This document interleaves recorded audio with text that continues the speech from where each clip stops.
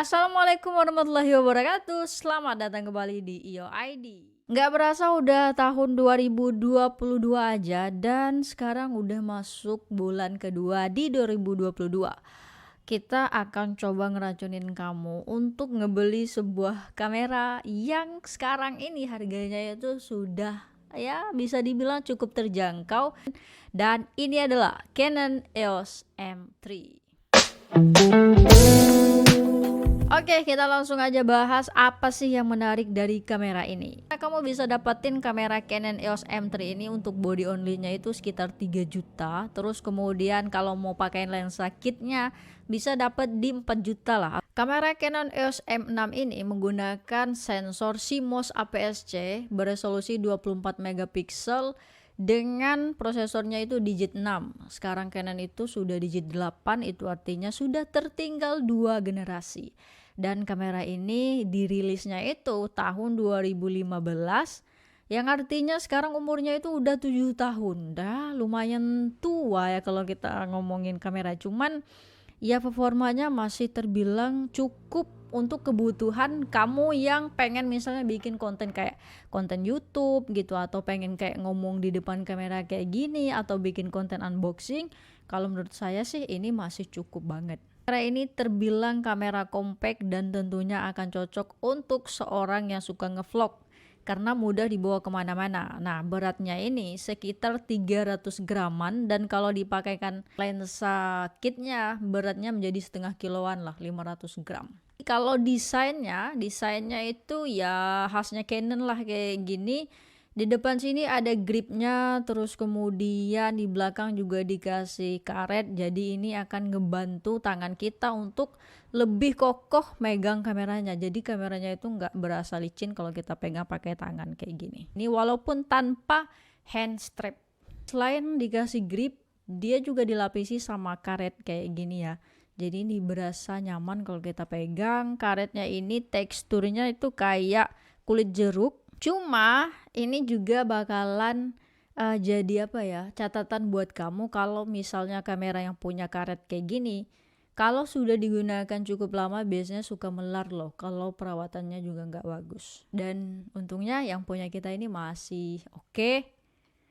Wow. Kita lihat di bagian atas kameranya, di sini sudah ada hot summon, yang itu artinya kita bisa pasangin flash eksternal di atas kamera ini, atau mungkin ini bisa untuk naruh mikrofon eksternal kayak mikrofon shotgun kayak gini tuh, bisa ditaruh di bagian atas ini. Jadi ini kalau kita ngevlog kayak gini bakalan. Selain itu juga dia sudah bisa di flip up. Nah, gini. Jadi ini enak kalau buat kamu yang mau vlog. Kamu bisa langsung monitoring muka kamu saat sedang live recording. Selain itu LCD-nya ini juga sudah bisa di touchscreen, dimana touchscreen-nya itu juga sudah bisa untuk ngatur-ngatur menunya. Jadi nggak hanya berfungsi untuk shutter aja, kita juga bisa mengatur pengaturan dari kameranya itu dengan cara di touch kayak gitu. Salah satu hal juga yang menjadi sangat penting dalam proses perekaman video adalah perekaman audionya dong tentunya. Selain gambar juga audionya juga harus bagus, dan untungnya kamera ini sudah punya mikrofon input. Wow. Jadi ini bakalan enak banget buat kamu yang pengen ngerekam audionya itu pakai mikrofon eksternal kayak gini nih, mikrofon shotgun atau mikrofon clip on. Nah, ini bisa langsung kita colokin ke kameranya. Nah, sedangkan untuk perekaman video, kamera ini bisa merekam di Full HD 30 frame per second. Sayangnya belum bisa 60 frame per second. Dan apalagi 4K. Kalau kamu nyarinya 4K, tentu aja kamera ini nggak bakalan masuk di list kamu. Gimana kalau misalnya saya pengen atau butuhnya itu 60 fps? Kamu bisa pilih resolusi 720p, dimana artinya itu HD ya, jadi kualitasnya pasti di bawah Full HD. Tapi kalau misalnya bikin YouTube atau ngomong di depan kamera kayak gini, rasanya 30 frame per second itu udah cukup.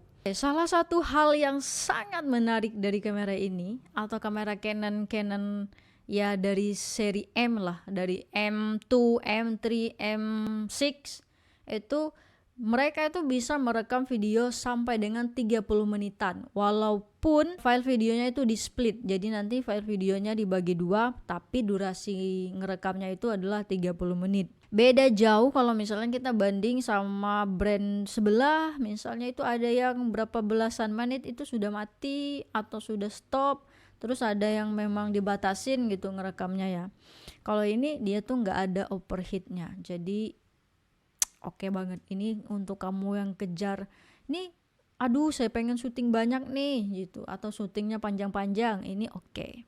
Selain itu kamera ini juga sudah dilengkapi dengan tombol-tombol dial yang cukup penting. Di sini ada mode, kita bisa langsung pilih pengaturan modenya dari tombol dial bagian atasnya ini. Terus selain itu ini juga ada konfigurasi untuk shutter speednya, dan di sini juga untuk diafragmanya. Serta kalau untuk tombol-tombol belakangnya ini sudah cukup lengkap lah. Cuman sayangnya di sini belum ada tombol dedicated atau tombol khusus untuk transfer file.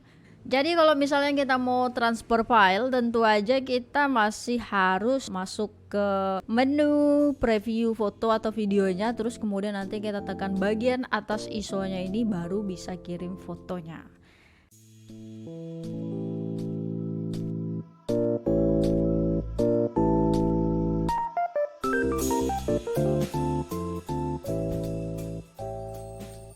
Ngomongin data transfer di kamera ini sudah bisa mengirim foto dan video, bisa via WiFi atau bisa via NFC. Nah, di bawah sini ada untuk NFC-nya. Untuk port-portnya bisa dibilang cukup lengkap, hanya minus nggak ada headphone monitoring ya. Jadi wajar untuk harga segini nggak ada untuk monitoring audionya. M6 saya juga nggak ada loh. Cuman di sini yang saya lihat untuk port USB-nya masih mini USB, belum micro USB. Apalagi Type C ya. Terus juga kamera ini dibekali dengan flash internal, di mana flash ini cukup bisa ngebantu kalau misalnya kamu mau ngejepret di tempat yang gelap banget gitu atau remang-remang. Ada tombol manual function di mana kita bisa kostum untuk tombolnya ini mau dipakein apa. Ini adalah beberapa menu yang bisa kita pilih untuk di set di tombol manual function. Jadi ketika kita pencet nanti tombol manual functionnya bakalan ngikutin menu yang udah kita pilih tadi. Bicara tentang Canon, rasanya nggak lengkap kalau kita nggak ngomongin user interface-nya atau menu atau sistem operasi yang ada di kameranya ini. Kalau Canon itu dia punya menu-menunya itu mudah dipahami, mudah dimengerti, walaupun kita seorang yang pemula atau bukan seorang yang expert di bidang perfotoan, di bidang video-videoan. Jadi bagi seorang pemula itu masih oke-oke aja gitu loh. Gimana sih kualitas gambar sama videonya? Kalau untuk kualitas hasil jepretan kamera ini, warnanya itu saya suka banget, warnanya itu udah bagus. Jadi hasil fotonya ini bisa langsung kita upload ke media sosial tanpa harus pikirin ngedit yang pusing-pusingin kepala kayak gitu. Sedangkan untuk hasil dari videonya juga terbilang ya lumayan lah, walaupun nggak super bagus juga nggak jelek-jelek amat. Tergantung dari kondisi cahaya saat itu. Misalnya kalau cahayanya cukup atau cahayanya banyak, hasilnya juga bakalan bagus gitu. Tapi kalau untuk di kondisi low light memang ini belum bisa dibilang bagus ya. Cukup butek hasilnya kalau kita pakai di kondisi low light. Ya kamu harus siasatin dengan mungkin bisa ngebeli lensa dengan diafragma yang lebar sehingga hasilnya nanti di low light itu jadi lebih baik.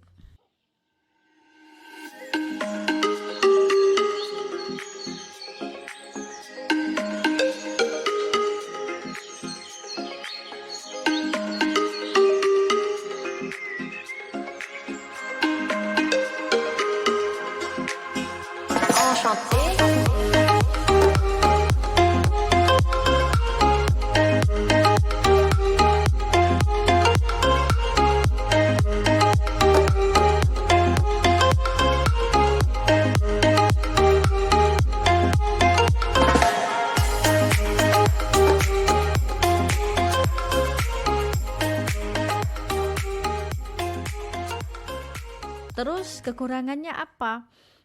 Kekurangan yang pertama seperti yang udah saya bilang tadi, dia nggak bisa ngerekam 4K, yang itu artinya mentoknya di Full HD 1080 30 frame per second. Ini berarti nggak bisa slow motion. Terus juga untuk shutter continuousnya itu hanya mentok di 4 frame per second.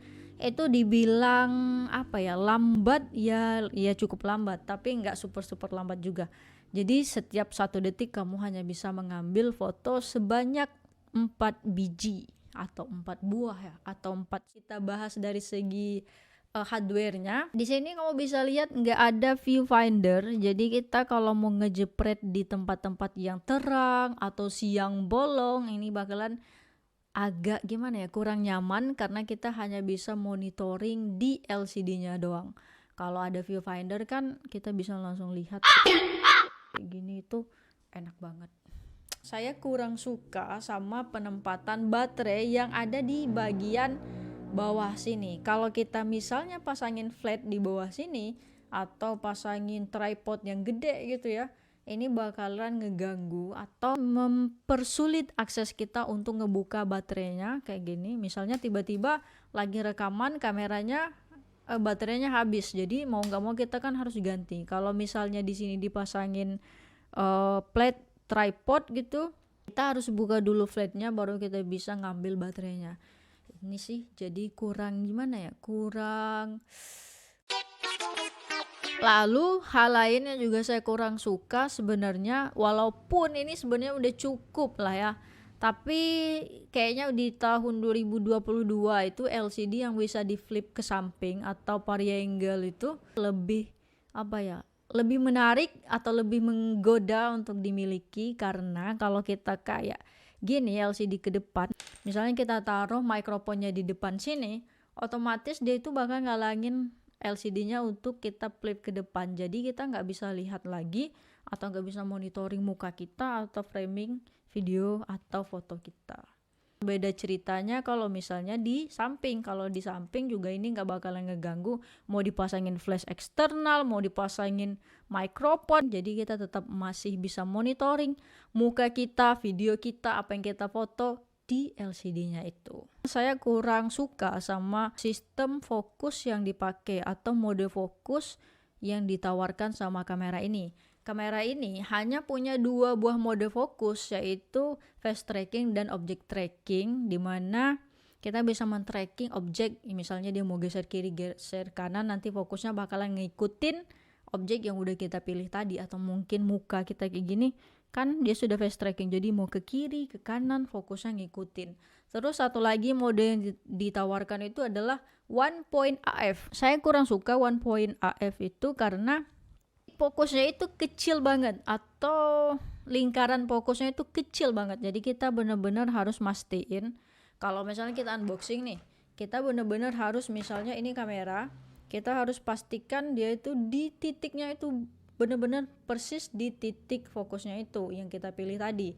Sedangkan kalau Canon EOS M6 itu dia punya satu buah mode fokus lagi, yaitu AF Smooth Zone, dimana kita dikasih pilihan fokus yang cukup lumayan gede, lebar gitu. Jadi kalau misalnya nggak terlalu presisi di tengah gitu kita naruh objeknya, nggak terlalu presisi sama pilihan fokus yang kita, titik fokus yang udah kita pilih, masih tetap bisa ngikutin gitu loh fokusnya. Jadi kita nggak terlalu berasa kayak gimana ya, kayak tegang. Ini lebih fleksibel kalau Canon EOS M6. Tapi secara penggunaan sih ya memang kepake, cuman kurang terlalu nyaman aja gitu. Jadi kalau mau bikin video unboxing kayak gini bisa, kita harus ya gini sih, harus pastiin ini fokusnya udah bener belum gitu. Atau kamu bisa pakai mode fokus yang object tracking aja, atau pakai face tracking aja. Nah selain itu kamera ini untuk pengaturan white balance-nya itu belum ada Kelvin-nya. Jadi kita nggak bisa ngatur ini mau dikasih lebih ke warm atau ini lebih ke biru. Kita benar-benar mengandalkan dari penilaian kameranya. Kalau kameranya bilang ini kemerahan, ya udah. Kalau dia bilang ini lebih biru, ya sudah. Suka-suka kameranya. Cuman white balance-nya Canon kalau menurut saya sih cukup oke lah, nggak terlalu jauh melenceng gitu ya. Sekarang kita lihat baterainya, di mana baterainya ini cukup kecil. Dia hanya 1040 mAh, di mana satu kali pengecasan baterai ini bisa kita ngambil foto sebanyak 300-an. Terus kemudian kalau untuk pengambilan video bisa sampai 2 jaman lah, ya mentok-mentok segitu. Kekurangan selanjutnya adalah Canon EOS M3 ini belum menggunakan sistem dual pixel autofocus, di mana fokusnya ini masih mengandalkan hybrid AF3. Ya, fokusnya kalau dibandingkan sama dual pixel ini jauh lebih lambat ya.